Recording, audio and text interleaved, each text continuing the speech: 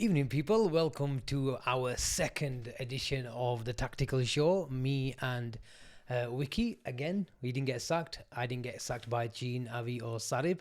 But it's been a good week. Liverpool have signed a new forward. We've been looking for a left-sided centre-back, crying out for a DM. But Liverpool thought, you know what? We're going to keep creating chances and we're going to keep getting goals. But Wiki, how are we doing? Liverpool have kept a clean sheet against big Brentford and signed a player for peanuts, but he's really, really good and boss at football. How's your week been? And the Liverpool's week overall been good? It's been a good week. 2 clean sheets.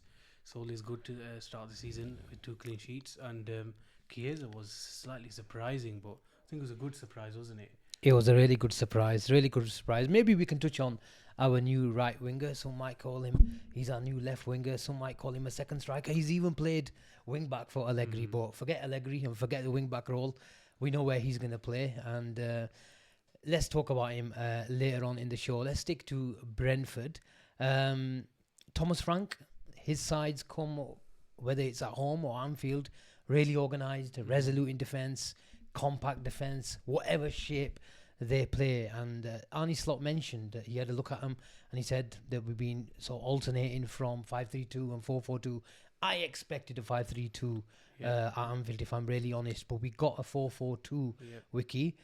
What challenges did that give Liverpool at Anfield on Sunday afternoon?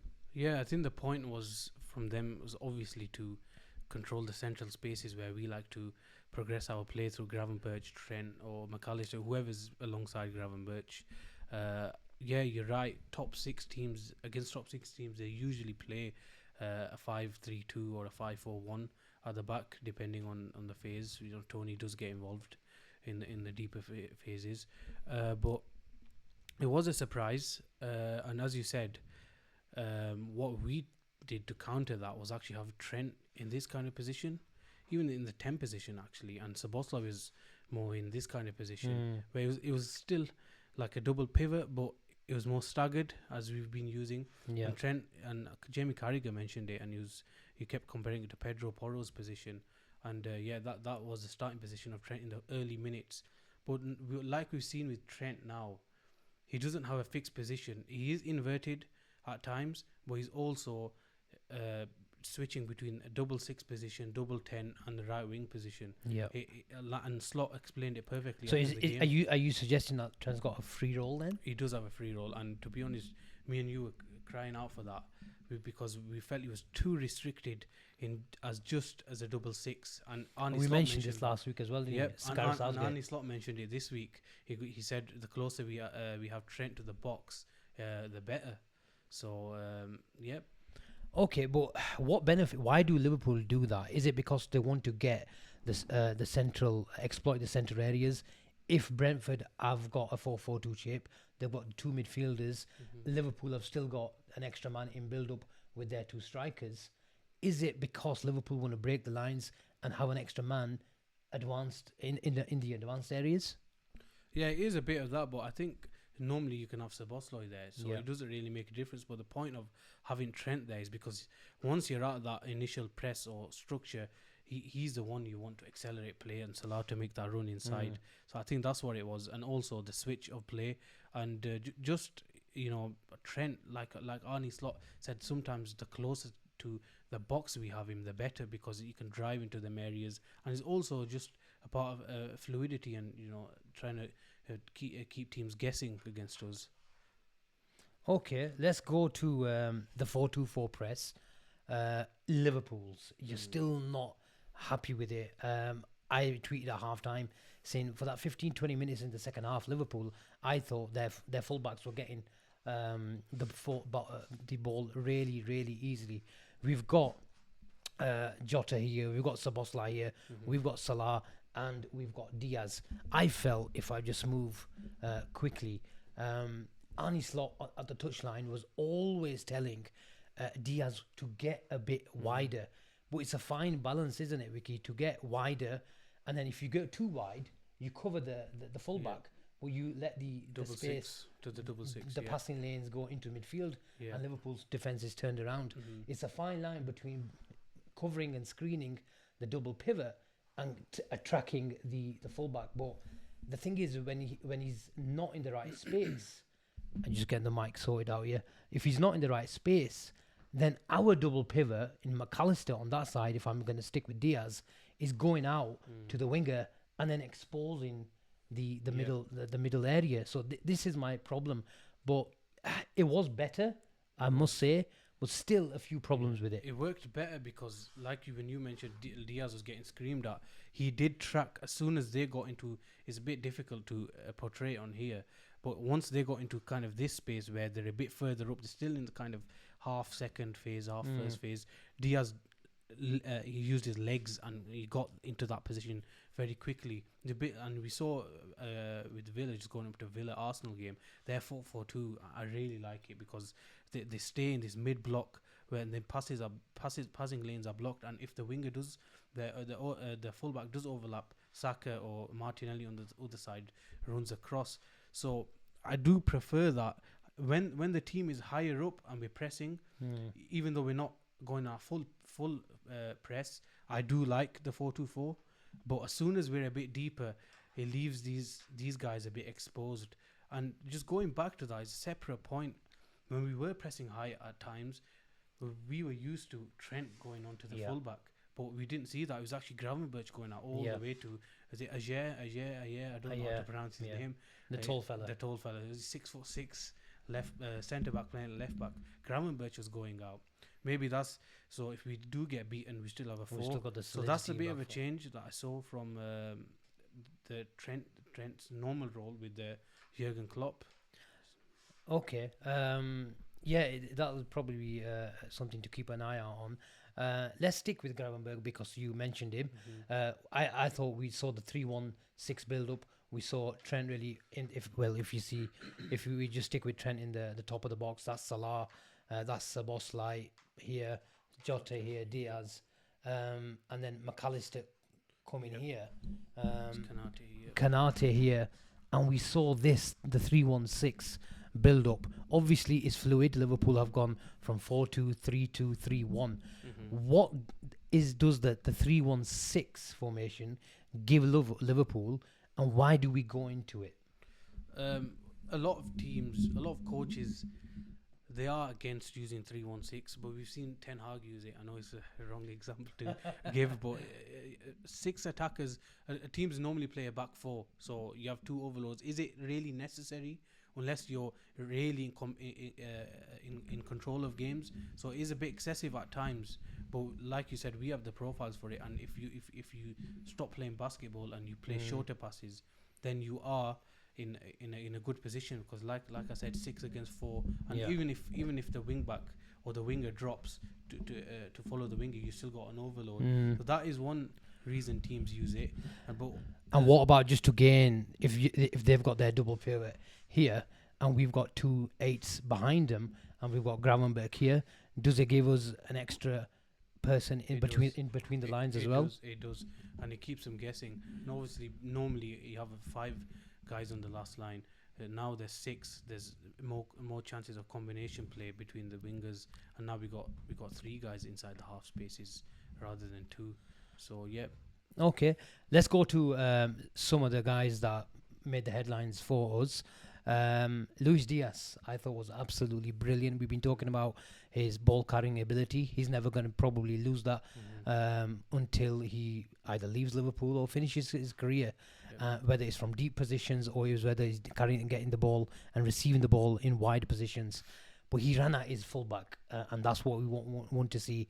He reset play, and the dynamic we were talking about on the right-hand side, Wiki, I thought we saw the dynamic on the left-hand side more so. We'll talk about Robo and his underlapping and overlapping runs and why he was so significant in this game and why he played so well. But first with Luis Diaz, I thought he had a brilliant game. But did you see anything different, or was it just him receiving the ball in the wide areas, Liverpool creating that 1v1 situation for him, but him not trying too hard? If he had to reset play, he reset play. Yeah, and I think that comes from the coach as well.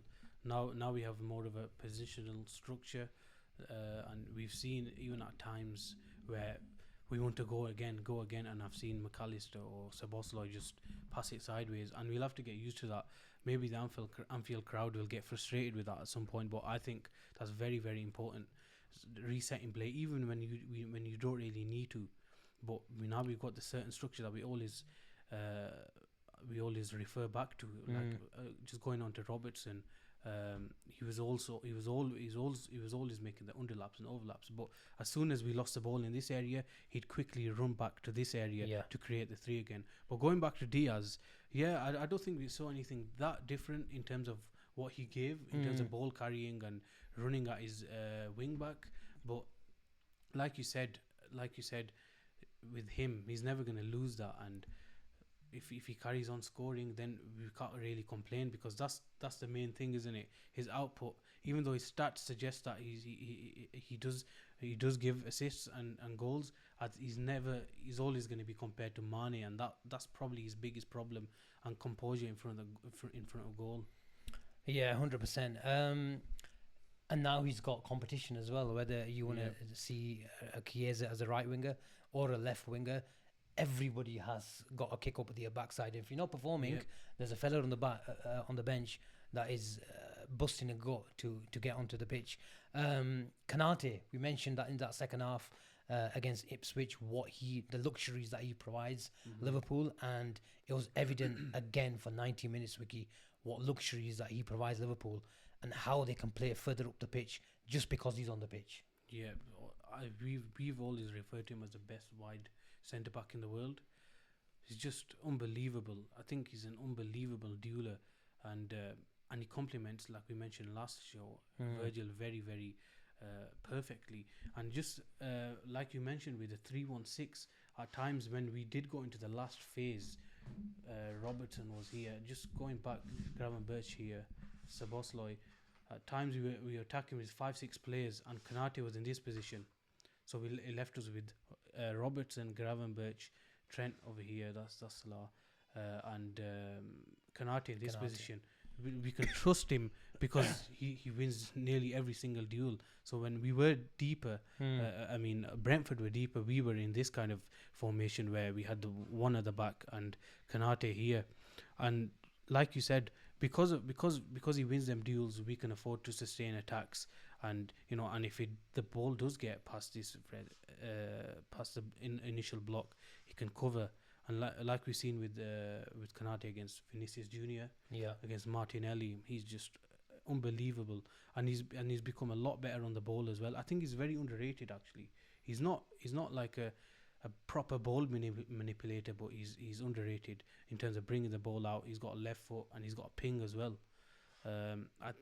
There were question marks over his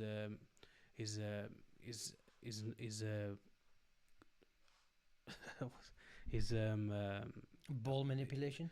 No, I was gonna say the question marks over his fitness. Yeah, but everyone's saying Konsa's gonna start the season because of ball manipulation and that kind of stuff. So, but like you said, dueling. Tactics, as Arnie said, tactics doesn't matter if you're not going to win any duels. 100%. And so that's why he's in the team. I thought also if the press was really aggressive, so if you've got Trent here, Konate here, let me sort this out. If you've got the double pivot and the wide wingers, I thought if the press was really aggressive, I think Konate picked up these sort of wide positions. I don't know how good I can illustrate it on the tactics board. And then you've got who's going to come from here. If you've got Van Dijk here, and then one of the pivots, Szoboszlai, coming here. At times, we even saw Trent here, Konate here, and then you've got that triangle.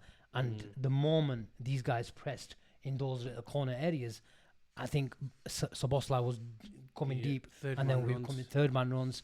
And Salah would actually drop from here. And Salah would drop. And that ball from Konate to that, and then we'd play off.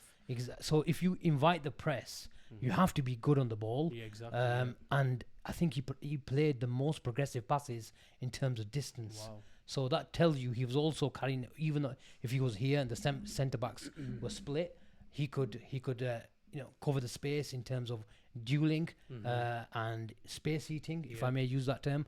And then if he's on the ball, he's got the carrying ability, and he plays key passes. And I think he played around about 3 passes in terms of key passes. For a defender, that's a lot. That's a So, lot, very, very encouraging signs. Yeah, We've he's- always known Ibu has got the ability. yeah, There's only one question mark against him. If he just consistently stays fit, if he stays fit, he's got the rhythm. yeah. So, 100%. encouraging signs. And the funny thing is, there's a few question marks against a few Liverpool players in this team. We could talk about a few. Jota is another one. But we've talked about Lewis. We've talked about Ibrahim Konate, Trent as well, Gravenberch. I want to touch on Salah. What do you think is his role in the next 6 months? Is he going to get a bit of rest? Do you see Chiesa coming in and playing as an understudy to him? Do you think he's a future successor to Salah? And how do you feel, or how do you see Federico Chiesa in this Liverpool team? I to be honest, I'd want him to be an understudy to Salah, because like with Virgil, like with Trent probably less so, but we need to look after these guys. And we've seen what Pep Guardiola has done with Kevin De Bruyne over the last couple of years. We need to protect him. Them 70-minute subs, I think Arne Slot's a big fan, and so am I. So when the game's run at 2-0, and even if the game's not done, 2-0, 1-0, whatever, sometimes if we got a midweek Champions League game, 70-minute sub, Chiesa comes in, and he offers great hard working ability here and these kind of positions, but also over here as well. He can carry the ball, and he's a threat just like Salah is, and he's actually very, very good on the right hand side, which is surprising in the modern era for a right footer. Left side, I think Diaz obviously starts at this point, and I definitely do prefer Chiesa as a left winger over Gakpo, to be honest. Yeah. But I think that's probably going to be the... Is that because of his 1v1 quality? Yeah, and I just think he's a better winger. Yeah. Where Gakpo is a bit of a strange one. We saw Jurgen using him in central positions, and I always thought that was his best position in a Jurgen Klopp side. But I still feel he doesn't offer, a proper outlet like Diaz and Chiesa or Salah. He's got a 6-foot frame. He's not really massively physical, so he's a bit of a strange one. But I think he's a good squad player. Yeah, because he can cover a few positions. Yeah, we've got 6 attackers, and they've all provide a different type of quality. Robertson, underlapping, overlapping, but in particular underlapping. The reason why the underlap works really well, Wiki, is it maintains Diaz in his best position. His best position we've already covered, that it's in the wide areas. But I'm like yourself as well, have been a big critic of Andy Robertson in recent years. Not recent years, but recent months especially. And just question that if he had that first phase ability to maneuver the ball under tight spaces and under pressure. Yeah. But this was a different type of role, and you have to give credit to Arne Slot, because the fullback in his system, as we're getting to learn now week in, week out, it's a variation of fullback play, and we saw something different again this weekend. Yeah, a second half, Brentford, they kind of stopped pressing really high, is probably with tiredness and game management. So we did see this kind of, when we're starting attacks, Robbo would start here and build up, and then as soon as we'd get into this phase or on that side, he'd be in this position in the half space and be more of a two at the back, and because he knew when to go and when to underlap, when to overlap, when to drop, when to stay for the third man run. It was brilliant, and they interchanged very, very well at times. When Diaz came inside, he'd go, and it kept him guessing, and I really liked him. For the first time in a positional setup, I really like Robertson, but I would prefer him as a second left back against the very, very best, but he's got unbelievable going forward. And Trent, if Trent was in a wider position, we saw a little chip ball into that area, and then I think there's one instance where Diaz came from here, or was it? I think it was Diaz, but he left the ball because Robertson was arriving here, and then Diaz went wider, and Robert continued the run, the 1-2. So I think maybe something to look out for. Yeah, there's definitely something to look out for, and everyone's like me and you and I have been going about the 4 centre backs or the 3 centre backs. I would prefer a profile that would be a better 1v1 defender, but we also need someone who can attack spaces like Robertson as well. And that's the modern fullback. He has to be complete in all facets of play. 100%. One more thing is Liverpool are.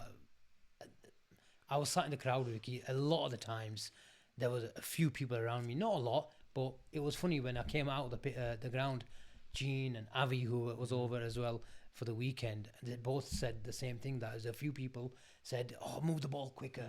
Come on, there was two. There was an overlap there. Why didn't we play it?"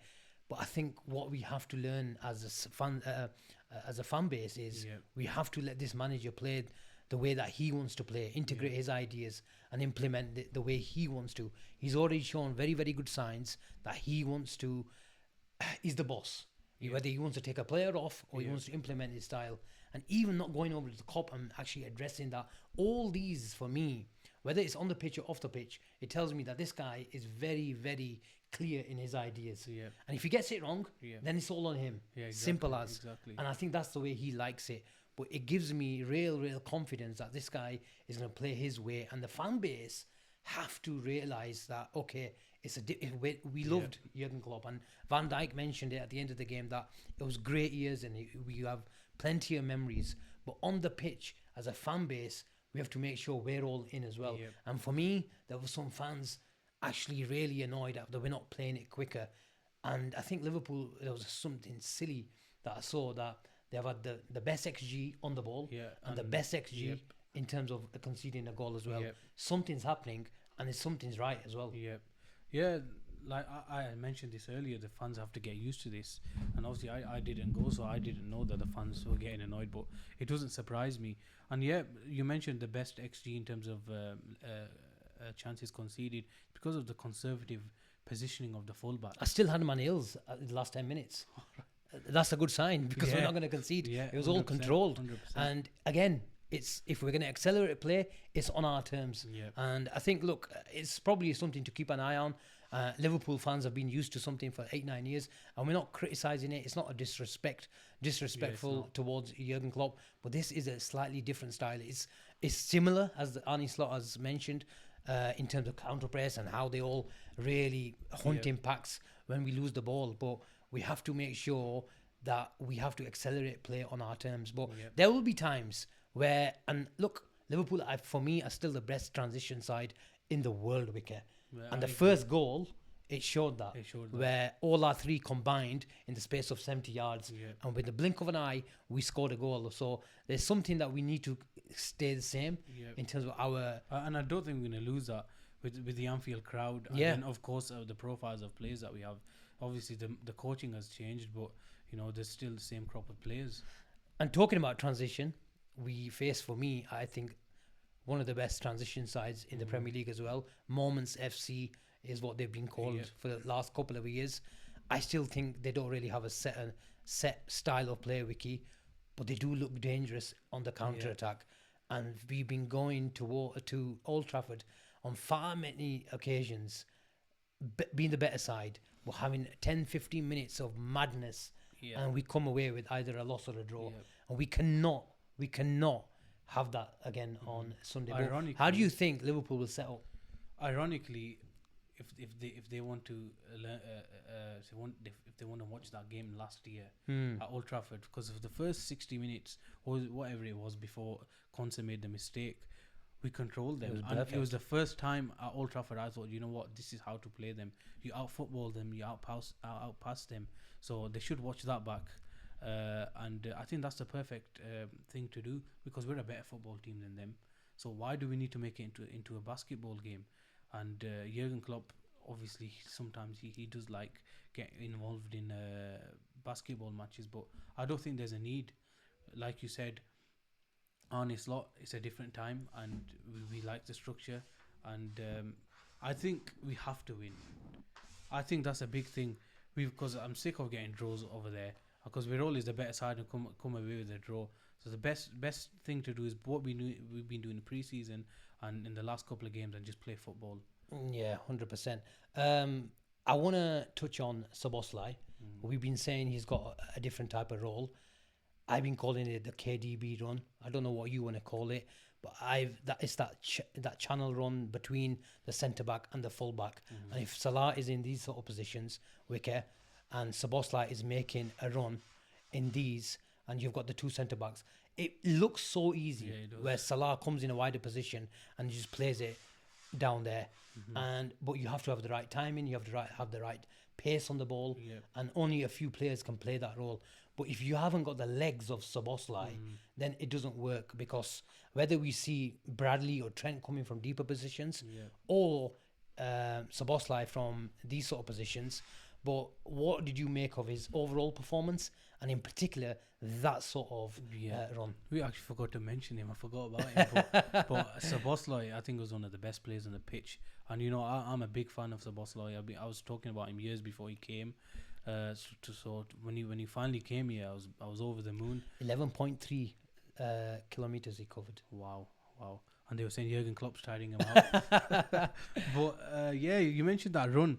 That run, it only works if we're consistently in settled attacks. Yes, it does work on a counter or when we're less settled, but that run has to, like Manchester City do, the KDB run, they're always in this area where the team is set, and he goes and he accelerates play. You do have to have the legs, but the way Salah plays that ball, and he played it to Trent as well, that run is actually, can you even defend against that? I don't think so. Like you said, it looks easy, but I don't think so, because if you're a centre back, you don't want to lose your forward. If you're a full back, who do you go for? Do you track the runner, or do you leave Salah? And then he can ping a ball at the back post. Issue of holding the line as well. So you know, there's a million situations going, and this is the thing, the great players only give you a split second. I mean, if it's a split second too late, it's gone. You're 1-0 down. But I thought I just don't want Liverpool to do him come January, and the way he's managing the likes of Trent, the way he will manage those 6 forwards, I like it. What's the word? Horses for courses. Last game, Gakpo came, we needed control. Ipswich to Brentford, tiring legs, still a fairly high line because they were chasing the game, even though it was at Anfield. Nunes came on alongside Gakpo. So I think this manager is making the right calls. He's making the right calls, and is very, very encouraging, because I think he's a perfectionist. And again, it's for the second time I had the pleasure of being really close, and every single minute he's trying to make some adjustments, because at the highest level it's those small adjustments that make the difference. So encouraging signs, and let's go beat the Manx on Sunday. Let's hope so. Brilliant. Hope you enjoyed it. I don't know how long we went. I hope there wasn't any production problems, but if there were, please let us know in the comments, and we'll catch you on the next one. Take care, and bye for now.